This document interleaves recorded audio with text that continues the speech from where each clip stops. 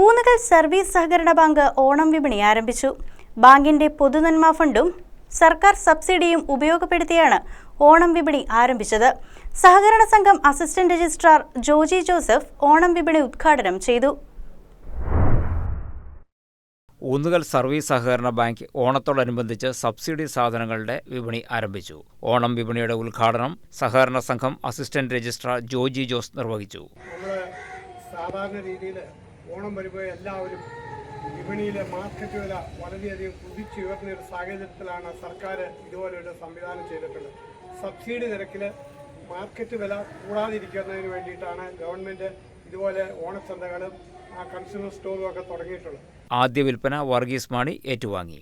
Bank president MS പൗലോസ് യോഗത്തിൽ അധ്യക്ഷനായി. ഭരണസമിതി അംഗം VC Mathachan, Hydros PM, sale officer Surendran TS, മോസി George എന്നിവർ സംസാരിച്ചു. വൈസ് പ്രസിഡന്റ് തോമസ് പോൾ സ്വാഗതവും സെക്രട്ടറി KK ബിനോയ് നന്ദിയും പറഞ്ഞു. News desk KCV news.